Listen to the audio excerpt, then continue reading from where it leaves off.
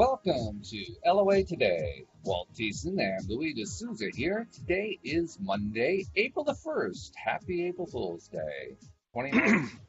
It's 8 a.m. in New York, 5 a.m. in Los Angeles, 1 p.m. in London. Sydney, Australia is around 12 midnight. Wherever you are in the world, thank you for joining us for another episode of LOA Today, your daily dose of happy. And I'm very happy because we're off to a start of being on time, starting the podcast. Lately, there's been trouble with that. So this is a good way to start the week, Louis. I'm just that you have to celebrate the little things, right? And that's a good Absolutely. yeah, that's a great thing to celebrate. So I'm going, Yahoo! All right, we finally did it. We're back on being on time again. This is good stuff. It's April Fool's, isn't it? Oh We're an hour no, late. no, no, no, don't say that. No, that's focusing on what I don't want. No, no. Oh my goodness. Actually, I did something today that I do fairly frequently that we don't recommend to our listeners, which is I check news. I check news headlines. I don't read a lot of it. I don't spend a lot. I certainly don't watch news telecasts, but I do check them. And I do it with two ideas in mind. The first idea being just to try to do it in a way that doesn't allow me to emotionally connect to any of it, just to kind of like build up Right. the boundary, so to speak. And the second one, because I have this perverted side of me that likes to laugh at stuff that's absolutely crazy. It's in the news. And one of the things that's in the news is in the Ukraine, they are in the middle of a presidential election. They just had their first round of voting, and a comedian, a nationally famous comedian, is in first place. He has no political experience. And he's basically in first place because he appears on a television show where he plays a politician, a president, who is behaving the way people think presidents should actually behave instead of being corrupt and doing all the things that politicians usually do, which I thought was just astonishing because, I mean, that's not normally what happens. I think it kind of shows how people are kind of fed up with the whole political thing, which is a good thing. I think it's a really good thing. Yeah. But it It occurred sounds to it me, sounds sounds a little bit like Donald Trump, isn't well, it? He's yes not and that no. good a comedian, is that what you're saying? No, he's really not that funny. Well, he's funny and he has his own way of being funny, but we won't go into that. Uh, no, what it made me think of was, I was thinking about tying two concepts together that really don't go together, but I was kind of like daydreaming, like, what if this were to happen? What if there were, I'm going to call it the Dream Big Party, which is essentially an LOA party. And the whole purpose of the party wasn't to elect candidates to office. What if the purpose was to enlighten it and educate people that they have complete control over their own lives? They don't have to depend on governments or friends or anybody else to resolve their issues. And I'm thinking, well, that's so insane that might actually work these days. It sounds brilliant to me. I think let's get it started. Let's get started, right? Let's But get it started in here. I mean, I was imagining, how the presidential candidate or the prime ministerial candidate or whatever kind of government it is doing his or her campaigning. They get asked a question on some key issue of the day, and their response is, "Well, I really don't want to talk about. Here's what I want to ask you. What do you really want?" And just turned into an Abraham kind of conversation. I wonder how far that would go. That might actually do pretty well these days. 10 years ago, not so much, but today, that might actually do something. Well, I think as we were discussing, I think offline last time is I think there needs to be a huge paradigm shift in politics Mm, yes. Yeah. because it's going nowhere fast at the moment. Well, I wouldn't say nowhere. I think it's definitely going somewhere. It's just not really a pleasant direction. But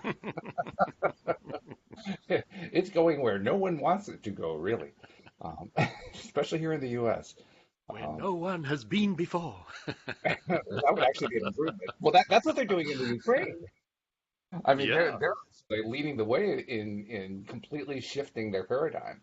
Um, I mean, I really know nothing about this particular comedian, but I would say that it actually qualifies as honesty in advertising Mm. because he admits he's a comedian. He admits that everything that comes out of his mouth is a joke. You know? Well, that'll lighten politics up a bit. It really will. I mean, can you imagine if more politicians admitted that what came out of their mouths was a joke? And usually a Yeah. bad one at that. That'd be interesting. So I don't know. I just that was just what I woke up with as a dream this morning, and I thought that would be pretty wild. I mean, it would be fun. It would make politics interesting for a change. Absolutely. No? Absolutely. Yeah, yeah. Can you Uh, imagine politicians, or at least one set of politicians, insisting on talking about what they want and positivity all the time? that would be so amazing. I agree with the opposition on this and this subject. Oh, I It love would be it. so much I better. Yeah. I mean, political scientists around the world would be, going into local emergency rooms with heart attacks because they wouldn't be able to handle it. They'd be laughing so much. That's right. It would be a healthy kind of heart attack. Actually, Maybe Louise it'll and I were having jumpstart the heart. that's right. We were having lunch yesterday with her brother and sister-in-law, and having had a really nice time. We were down on the shoreline, and just it wasn't. I mean, it's not the tourist season yet, so it was very quiet and a little bit on the cool side, but it was just lovely, and the food was delicious. Great seafood, absolutely delicious seafood. Anyone who's a seafood lover, this is the time of year. If you're going to pick a time of year to have seafood, have it in the spring because that's when all the seafood meat is the tenderest and the juiciest and the flavorful, and oh boy, it's just really really good. But anyway, we were in the middle of a conversation about a variety of things, and at some point politics came up, and uh, Paul, who is her brother, said something about, I forget what it was. It doesn't really matter. And I actually came at him with the line, wouldn't it be great if the politicians were asking what we wanted instead of what we don't want? And he had this look on his face like, what are you talking about? Now, he and his wife know that Louise and I are into the law of attraction, so it wasn't a complete surprise to him. But he made some comment about how what was it? How I think we have to go into Central America to clean things up down there or something like that. I forget. And I said to him, "Well, that's still focusing on what you don't want. What do you want?" Mm. And he gave me this blank look. And I said, "That's the look that you'll get from any politician if you ask them the question, yes, but what do you really want? And don't express it in terms of what you don't want." Mm. And he gave me another blank look, but he was paying attention. I hadn't lost him. He was just giving me this look like I've never heard anything like this before. Yeah, I remember somebody sitting in front of Abram and they were saying, I'm going to make millions, with your ideas and all the rest of it. And it was about health. So Abram said, yeah, because I'm guessing that what you're doing is you're focusing more on what people want and not what they don't want. And he said, yeah, that's about it.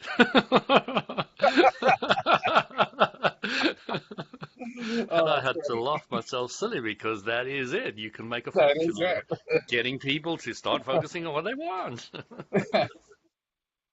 it. It's quite an interesting challenge because we as a race or as a series of societies, however you want to look at it, we have this long history of looking at what we don't want a lot of the time.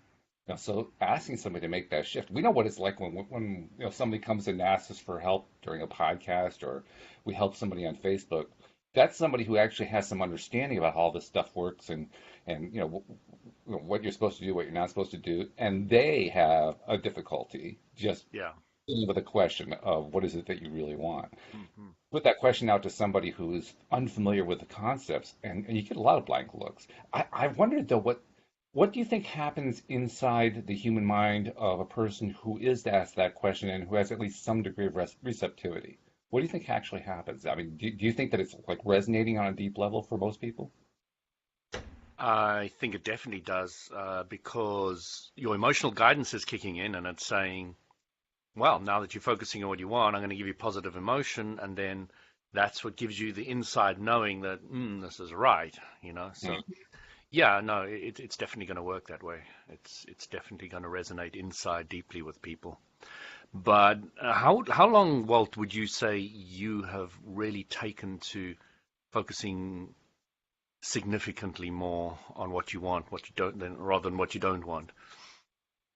It's an interesting question because how much is significant? And it's a very subjective question. It's Yes. not like, there's no objective scale to it because I can think of a few times over the last, let's see, what's it been, 12 years now, that I've been aware of how the law of attraction works to some degree. And I can imagine and remember a few occasions where I took, large steps and other occasions where I took small steps. Hmm. So which of those were significant? Well, I guess they all were. Which is the last? Or how long ago was your last most significant push in Yesterday. that direction? I Yesterday. mean, it's like Fair enough. ongoing. I feel confused. I mean, there's some days where I do feel like I kind of backslide a little bit, and there are other days where I feel like, boy, I even understand this more than I did yesterday. Hmm. It's like an ebb and flow, I think. It's like a drip feed. Hmm. Kind of, yeah, Hmm. yeah. It's hard to just pick. Here is the date where all of a sudden everything changed for me. There's no date like that. I mean, is there one for you? Can you think of one where it just all made all the difference? Well, once I started listening to my first Abraham Hicks, I was completely astounded that I didn't understand it clearly. Hmm. I've been searching my whole life for greater clarity on life.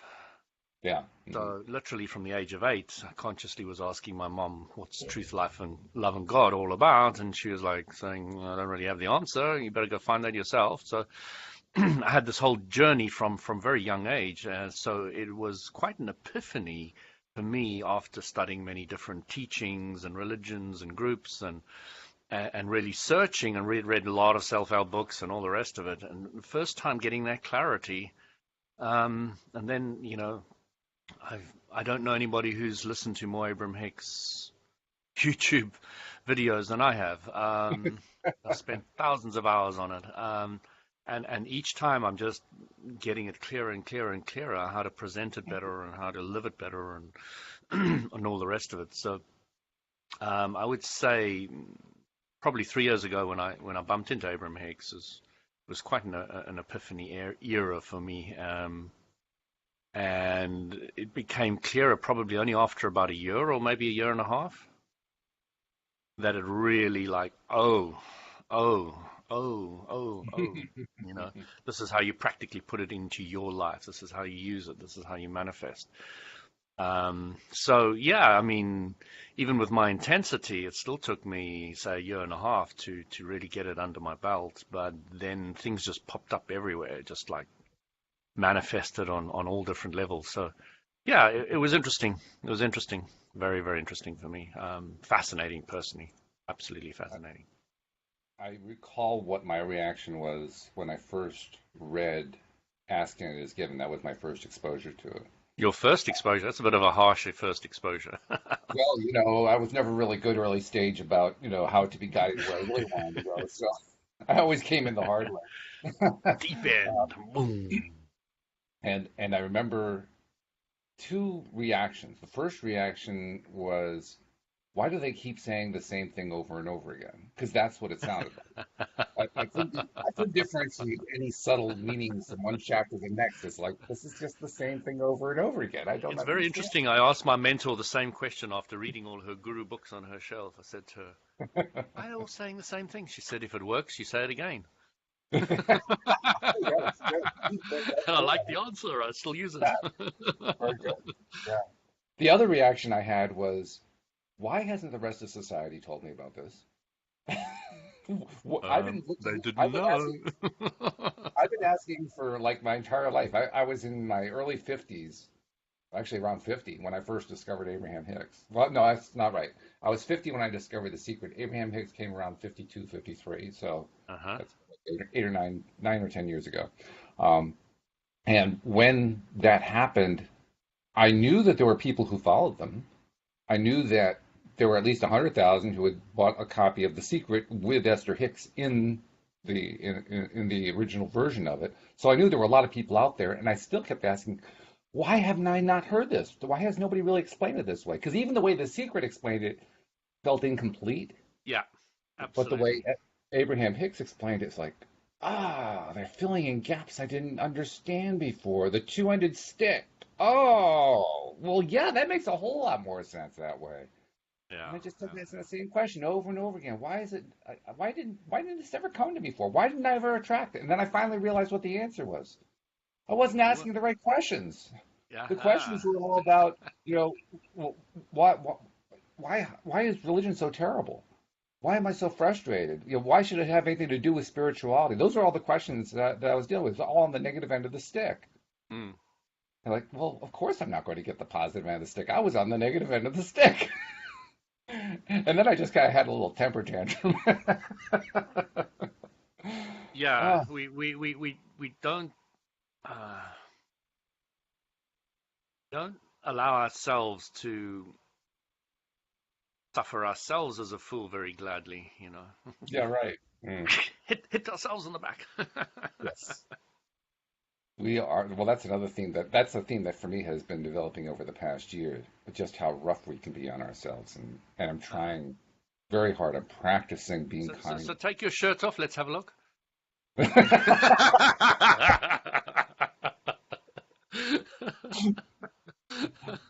I actually can't because, I have the salve on the back there and it's still healing. So,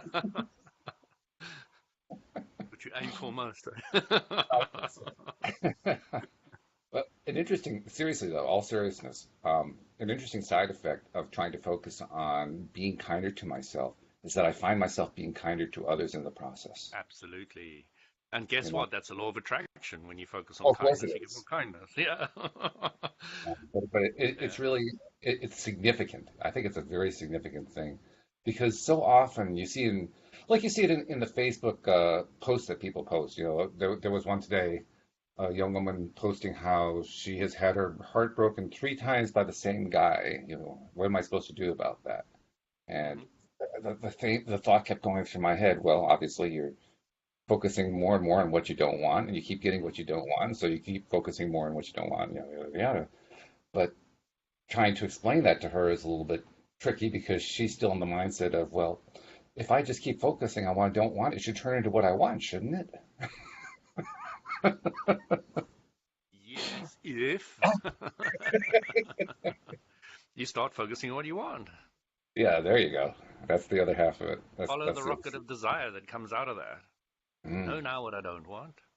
What do I want out of that? Wouldn't it be nice if I was more resilient? Wouldn't it be nice if um, more people loved me in an open and frank and honest way? Wouldn't it be nice if I could allow the universal law of attraction to bring me what I want now that I'm focusing on it? Wouldn't it be And, nice if? and oh, by the way, I am now liking myself more. I am now loving myself more, and Yeah, and because I'm loving myself more, I'm I'm going to loving find that others more more. loving individual. Oh my goodness, what a concept! Walt will come into my life. No, I wasn't there. Oh, no. Louise will have something to say about that, I think. But I was talking more from my perspective to you, but oh, okay, all right, okay. not necessarily hers. I wasn't even thinking about that. It's just that you're a like-minded person with a like-minded vibration, and of course, because of the universal law of attraction, I'm going to find more people like that, and it's Oh, just right. the way it is. Um, but to get people to understand that, you kind of need to make the joke we've just done, so that you can play it out, so that people can start seeing the pieces of the puzzle. Yeah, that's exactly right. As I have been working also on this project with Alex King, where we're creating this fictional podcast, it's also a reminder of when you of how you have to explain it the way you were just describing, because especially when you're writing fiction, first of all, we're trying to write it as kind of like a radio play, old time radio.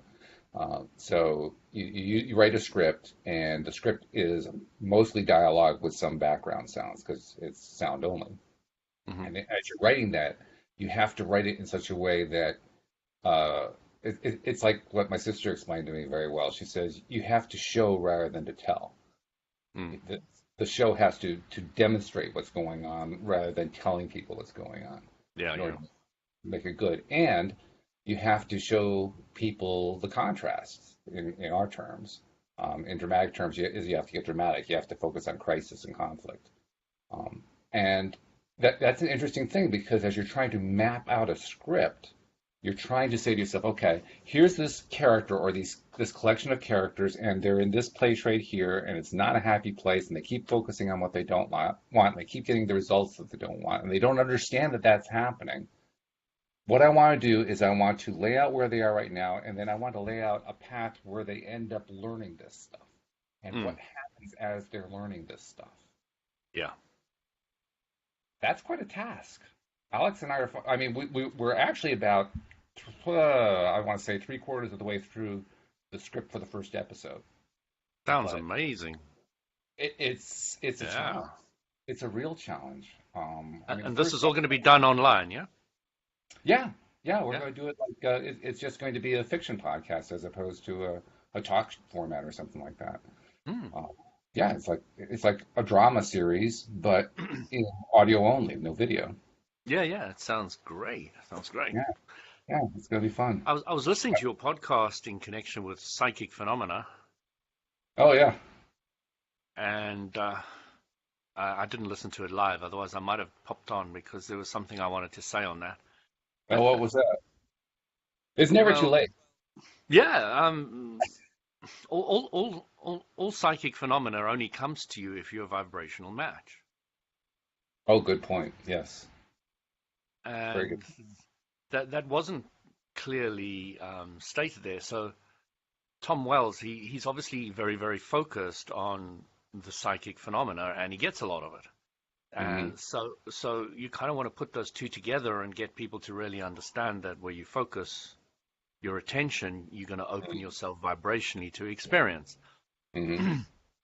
And the time I'd never had an out-of-body experience, but once I started going into a religion that taught out-of-body experience, then I started studying it and becoming fascinated with it and reading up on everything I could. And of course, I started having out-of-body experiences. So, you've got to start realizing, some people have it spontaneously, but if you look at their thought process, they'll be looking for freedom and whole other things that the out-of-body experience gives you. So it's really interesting once I started putting it down to all that I started appreciating the non-psychic experiences just as much because I realized that I'm attracting them just as much as I'm attracting anything else.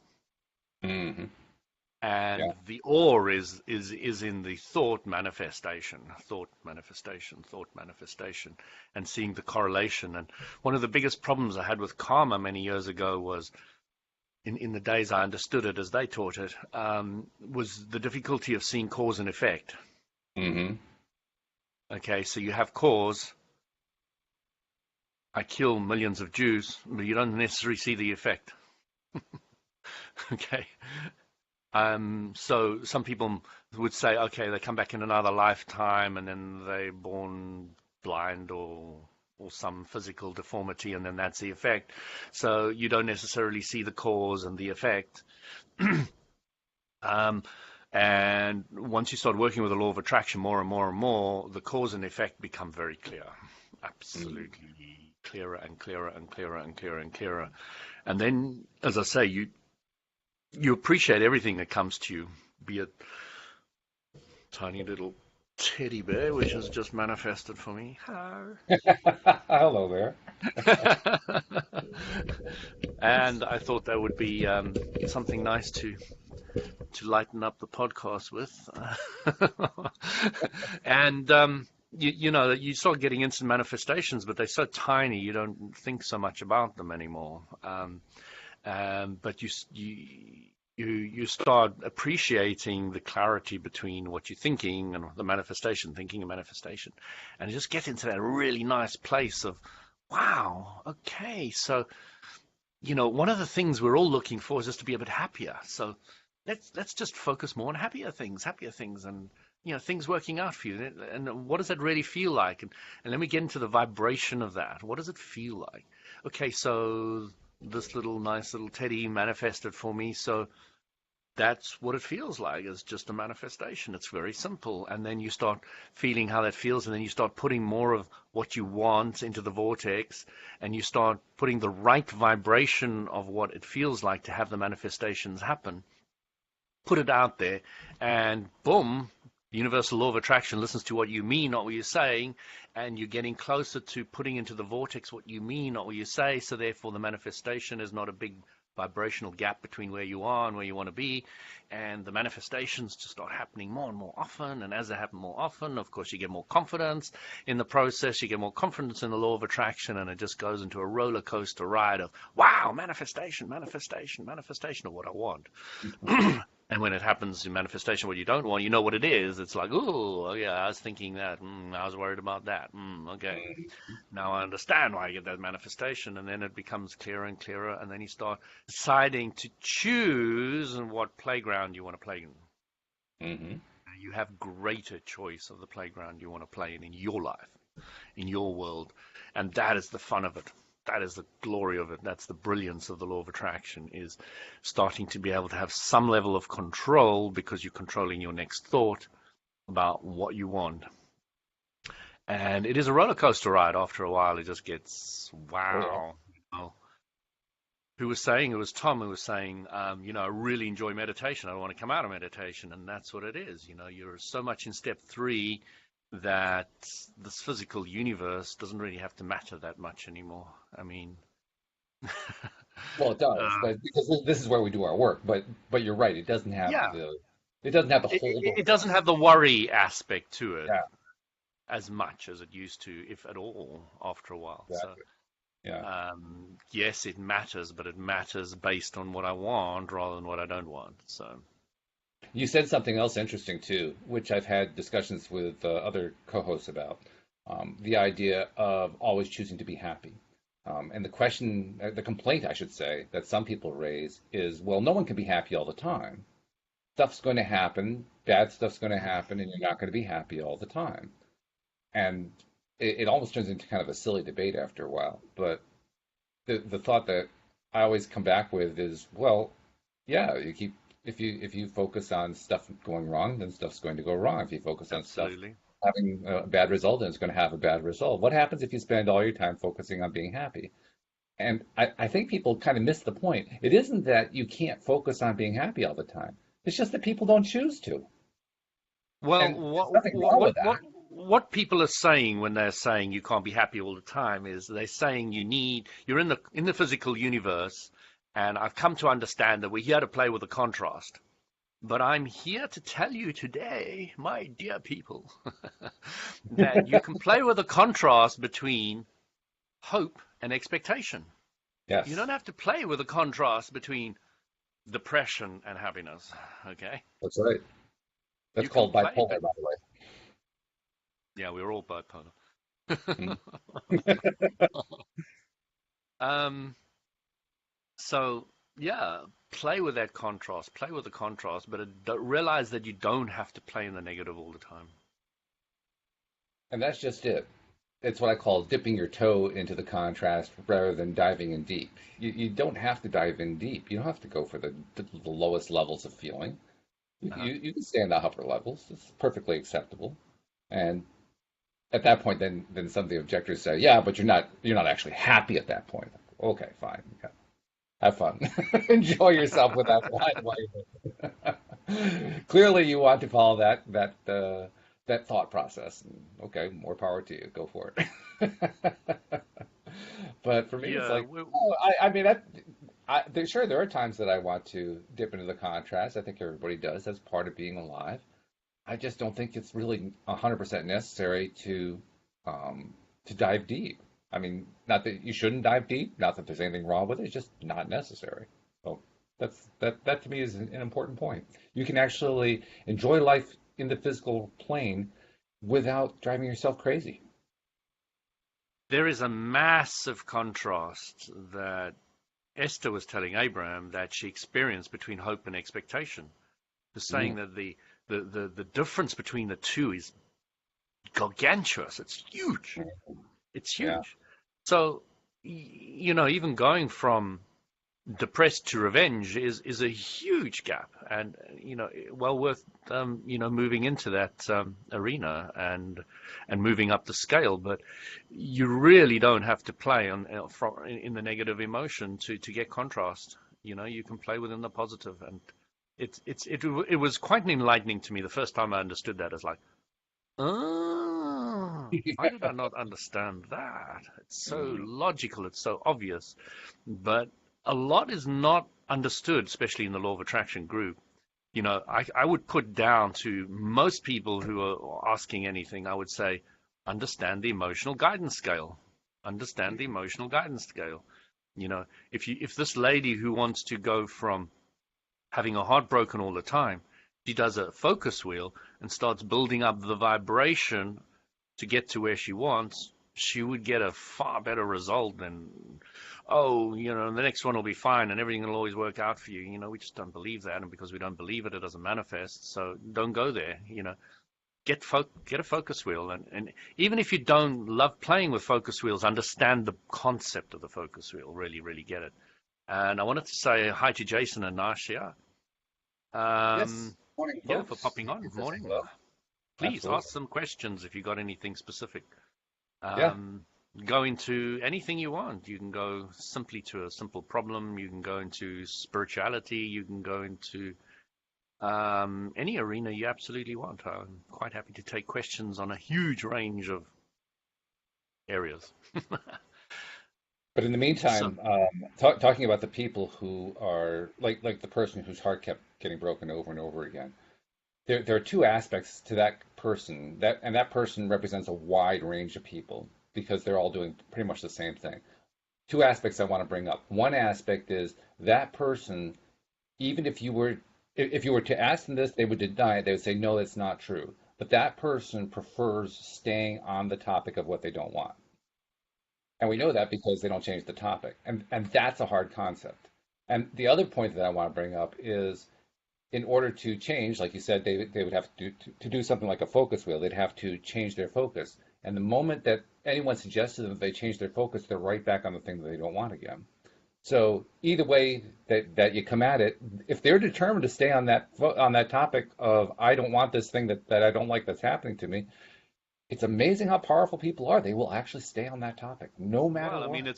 it's that great old saying humans have devised over centuries, none so blind as those who don't want to see. Yeah, that's right.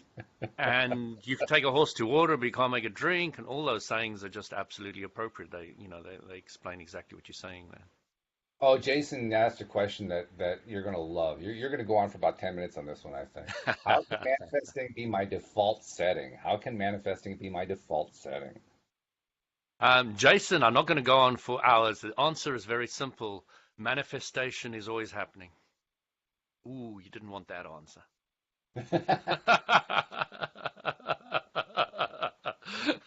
But it's the truth. It's the truth. He Now, qualified let's it. let's He qualified rephrase the question, and I'm sure the qualification is, how do I manifest more of what I want? There it is. Yes. Aha.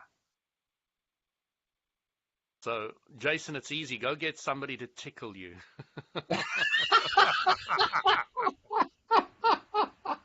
Because you need to get into that happier place, boy.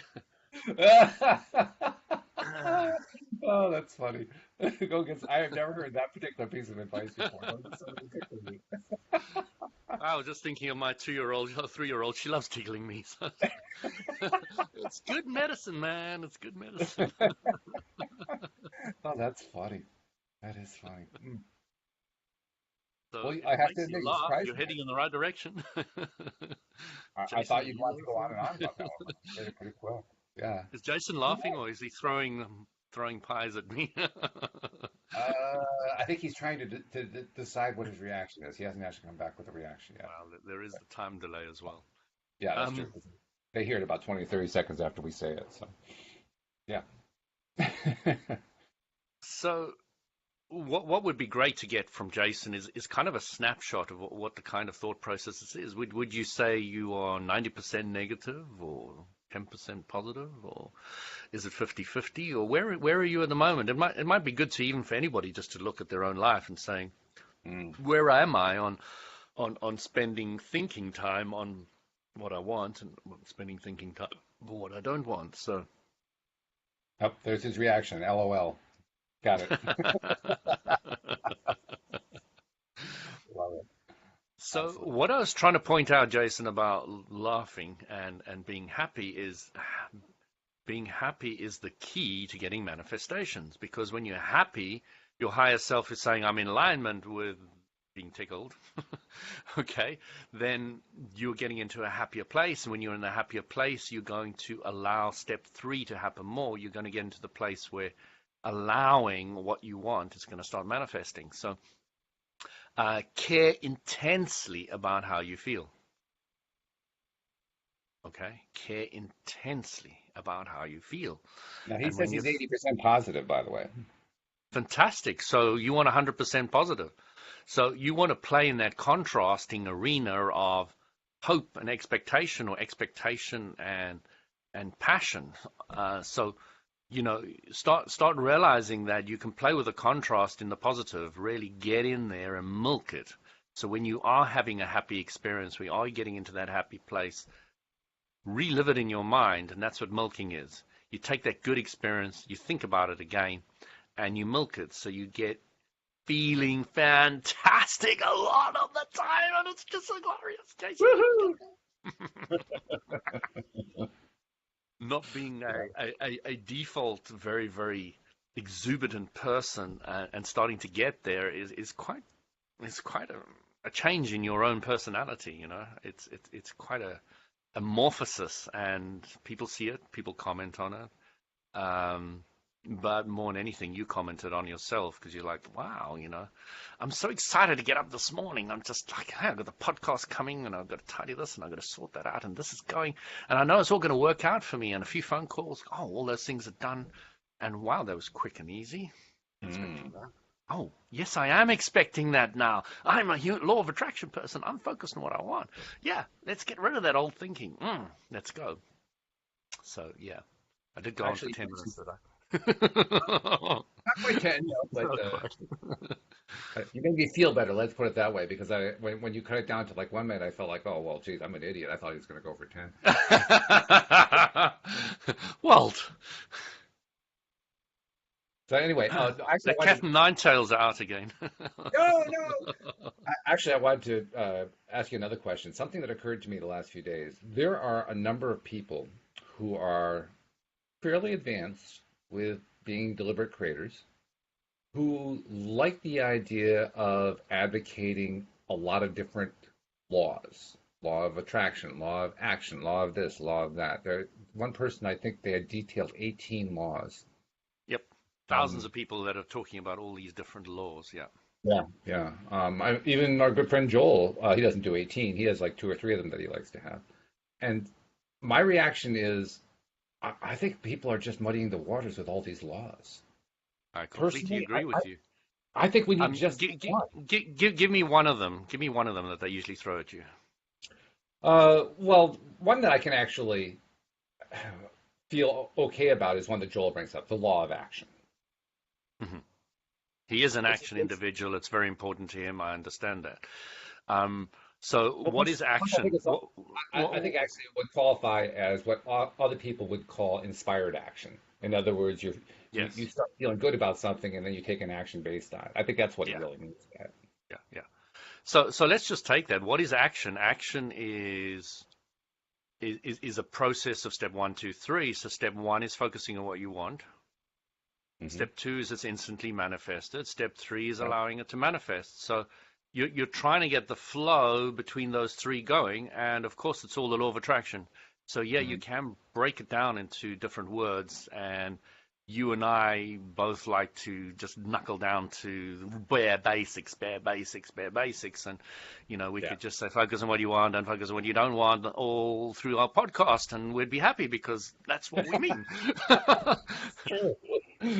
But you also come to the understanding of appreciating the way human have created all these words, and then you can start playing with them, and you can play with them based on on your focus of what you like about them, not what you don't like about them, And like action doesn't appeal to you so much as inspired action, and then you get into enjoying action because inspired action makes a huge amount of sense.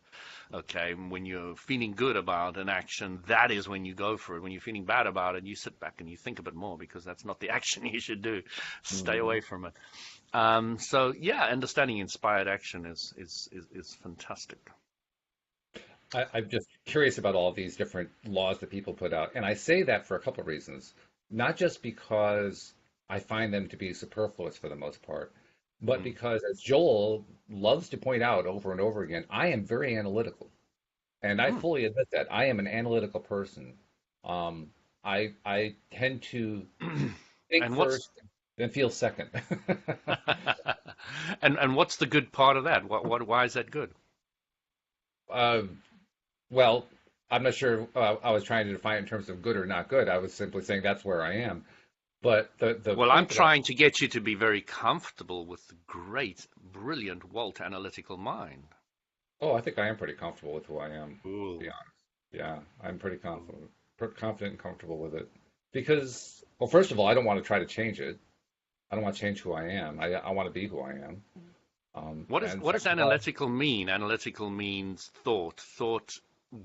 Any thought creates a feeling. So any deep thinking person is full of feelings.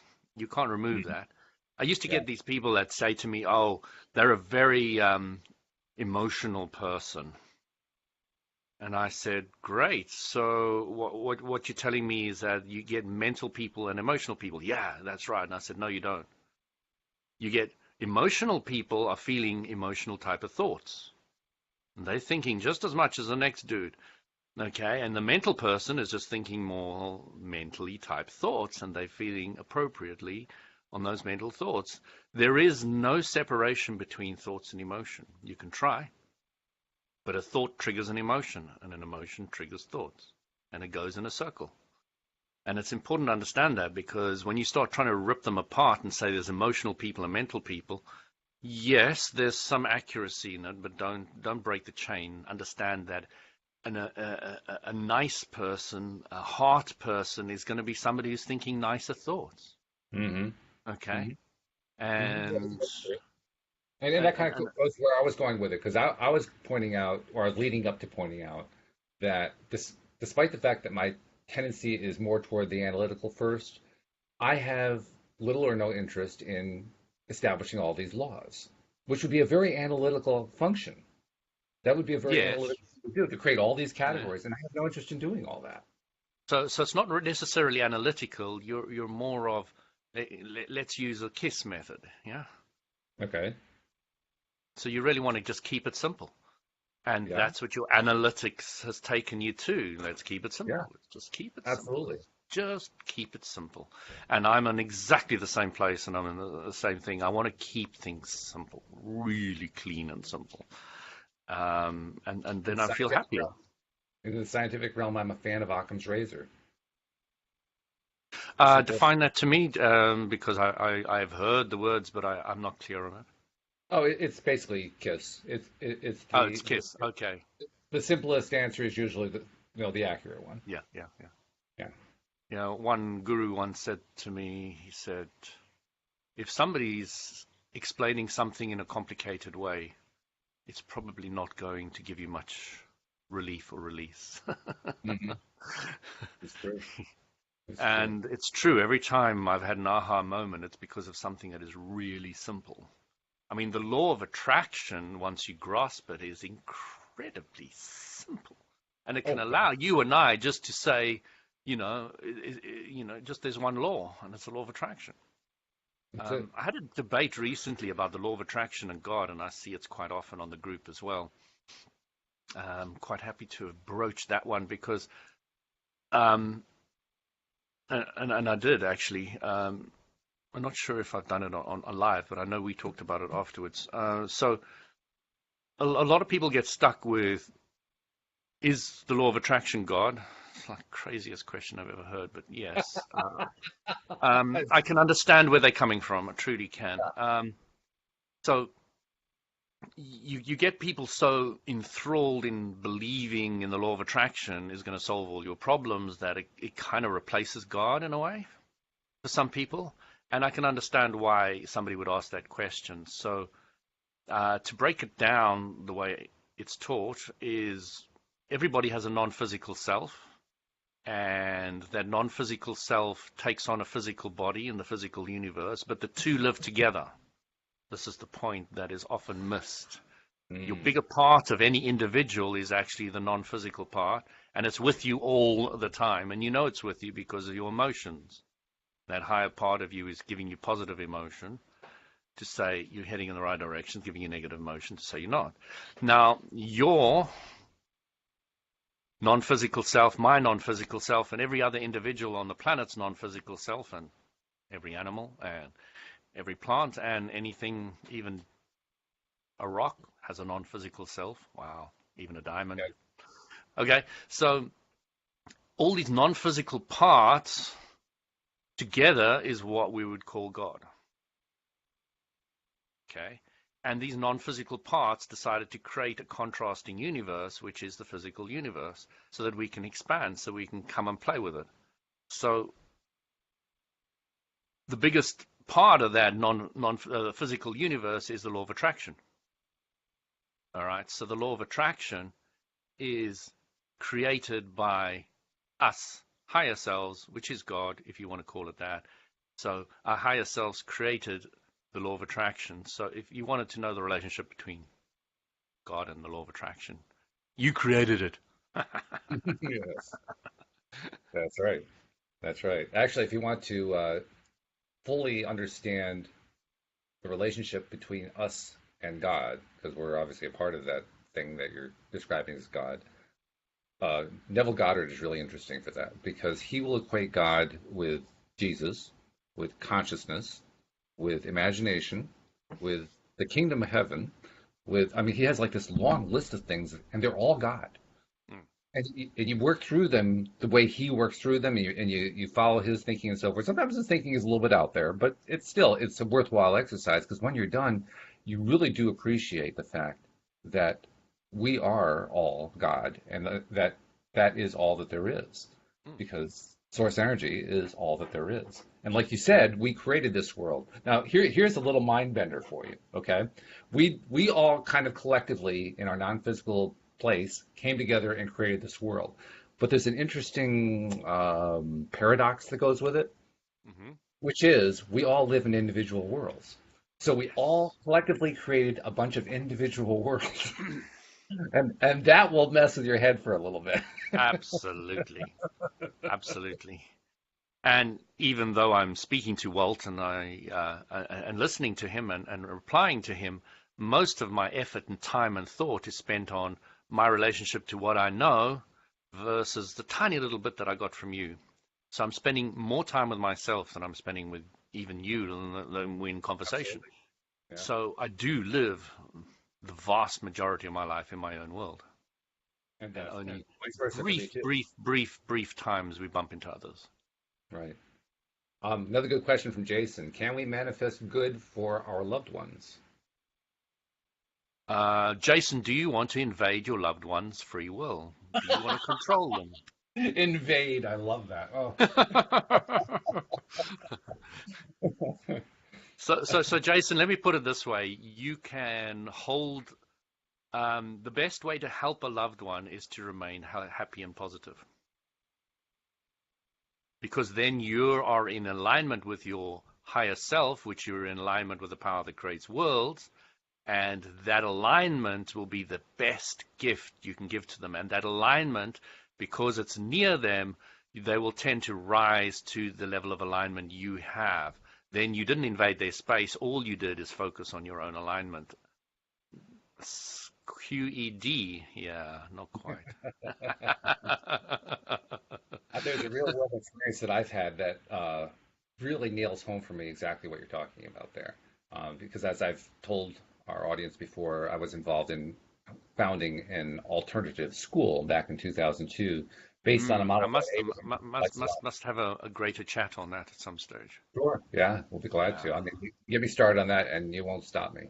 But anyway, one of the tenets of that How is about I interview you next time? sure. Okay.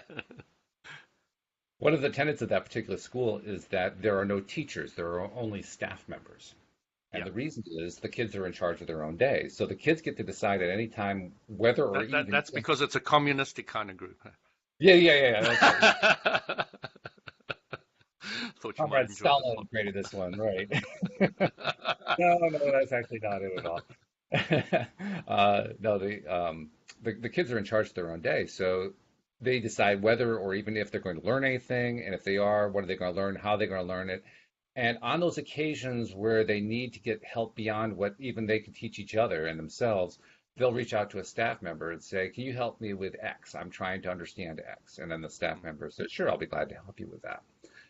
When you're a staff member at a school like this, you have to change your mindset compared to most schools because in most schools, the adults are in charge. You have to let go of that as a staff member. You have to simply be a resource person. And when I think about this question that you raised, Jason, in this context, I realize that the only way to help somebody that you love is to be a resource person for them. In other words, they have to come to you when they want to come to you. You have to be willing to let them go their own way until they're asking you a question or asking you for help. And when The you approach student life is that way, ready, the master appears.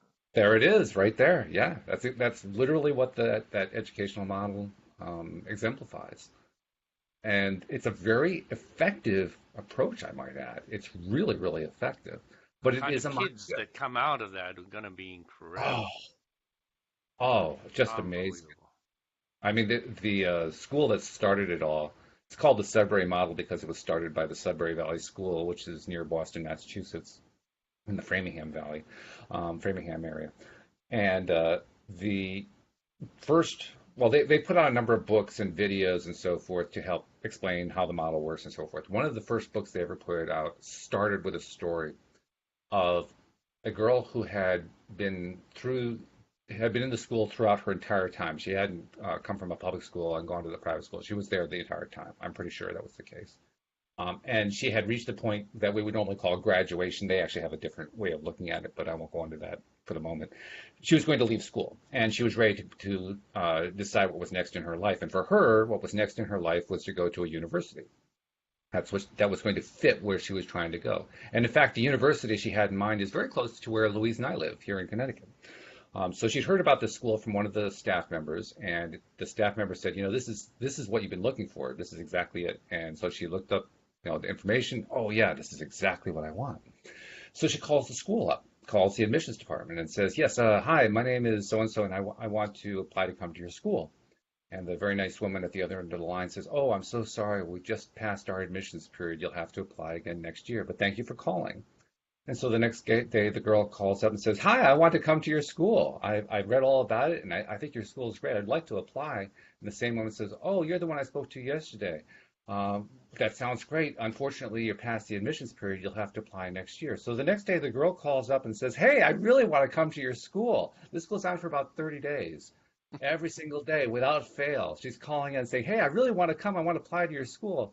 Finally, the dean of admissions hears about it and says, who is that anyway? Oh, she's a really nice girl. She's from the Boston area. She wants to apply, but of course, she's past the admissions period. He says, get her in here. Let's interview this person. Let's see what she's like. So they get her in for an interview. They squeeze her in. All they have for room is 15 minutes. That's all they have available in the schedule. They squeeze her into a 15-minute window. 15 minutes, it turns into 45 minutes. Nearly an hour later, she and the dean come walking out of the office arm in arm over to where the mother is waiting in the waiting area. And the dean says, I really hope your daughter comes to this school. She is exactly who we're looking for. Set her up for an application. I mean, and that's what you get when you have kids who are in total control of their lives. Nothing is going to stop them. Stop them, Nothing. absolutely. Nothing. Yeah. It's tremendously empowering. So the best way you can help a loved one, like Louis said, put out the love, make it clear that you're there to love them, and then get out of their way. And if they ask you for help, by all means give them help. But until they ask for it, Stay in your own lane. Yeah, it's something we haven't been brought up to do, so No, it's something we need to learn. I mean, we need to yeah. learn. Yeah. I hope that answered your question, Jason. But I have to warn you, if you really do want to do a show on Sudbury, this could go well over an hour. I can talk for hours about the Sudbury model. I mean, it's Yeah. just I'm it's curious about stories about people that have come out of it, that have gone into a world and things that they've done. That would be really cool to hear. they actually did a book that was a collection. It was a statistical collection of what people who have graduated from the original Sudbury Valley School ended up doing. Hmm. And I remember going through it. It's very dry material, it's like a book of statistics. It's just very, very dry. But I This remember is going, to this is to hit the critics on the head. Yeah. uh, I'm not really sure what their purpose was, to be honest. Mm. Because if the critics were going to be hit on the head, they'd have to really like reading dry material. I mean, really, really. But no, I took it out of the book and I started creating little spreadsheets to add stuff up. And I found a couple of really interesting things. One is that if you, well, I also found some statistics from the broader population. If you look at the broader population here in the United States, approximately, depending on what time period you look at, somewhere between 1 and 5% will attempt to be entrepreneurial at some point during their life. Hmm. If you look at the population coming out of the Sudbury Valley School, it was about 3 to 5 times that number. Wow. Yeah, that was my reaction. Like, wow, that's just huge. I mean, we're talking like maybe a fifth of the school becoming entrepreneurial. Mm. And you look at that, you say, oh my God, that's just incredible. The other thing that's interesting is that a much smaller percentage than you would expect choose to go to university. Mm. I mean, for most people coming out of school, that's the thing that you have to do. You go to a college because you need to get a degree so you can get the right job and all that kind of thing. There is a good reason to go to university, though. It's the social Well, I'm reason, not but saying there that's the isn't. only one. Yeah. Well, there's also I won't put down credentials. People buy credentials, so I can appreciate trying to get the credential. I'm not Not the saying that I people I want to work for, work with. no, no. But nevertheless, if you're going out into the typical real world area, credentials are helpful to have. And indeed, there are a lot of kids who come out of the Sudbury system who do go after the credentials. Mm. Do they do it in the way that most people do it? No, not at all. But they tend to do shortcuts. They tend to do things in 1 year that takes other people 3 years to do. But nevertheless, they will do what it takes to get the credential. The interesting thing, though, is that the ways they go about doing it, first of all, cut right to the chase really quickly, and they find really creative ways to get around requirements. It's really interesting. Phoning up 30 times. Just amazing what will happen. But the part that I love, and I don't have enough time because we're running out of time, Yeah, yeah. is the people who go into a Sudbury school who have been through rough times, who have been harmed perhaps in some way, who have been abused in various ways, been through the system, all that kind of thing, and the results of what comes out of that. That's probably the way we start off the conversation next week if you want to talk Sudbury, Yeah, because that's absolutely. probably, for me, I'm that's the really, best. really keen on finding new ways of educating anybody and everybody. So, because I'm wanting to start a training sessions with about the law of attraction on beginners, intermediate, and advanced. Mhm. And to do that, I wanted to find the most effective way. So, just listening to that next week. So, if anybody's interested, I'm just at the moment just putting out a curiosity. If anybody's listening to this, Louis D'Souza at gmail.com. Wing me an email. Walt will put it down for you. If it's not already there, it'll also be on Absolutely. LOA today. If you're interested in coming in, I want some guinea pigs to start off with, so I can play with it. Need to be able to do audio. It's going to be audio, no homework. It's simply going to be shoring up everybody's understanding on a beginner's level, intermediate, and advanced level. So if you're interested, please send me a quick thing. I'm just at the moment putting feelers out to see what the interest level is. And I'll go into it more detail next week. I'm putting my website together for all that, etc. So I'm quite excited about it. I'm really looking Excellent. forward to doing that with people. Cool. Yeah. Yeah, we'll talk about that next week too. So that's a good topic as well. Just a reminder too, if you're not yet a subscriber, please become one. Just go to loatoday.net. You'll see how to do it. And with that thought in mind, thank you very much, Louis. Thank you to our audience as well. We'll see you all next time here on LOA Today. Goodbye, everyone. Thanks, Walt. Carpe diem. Carpe diem.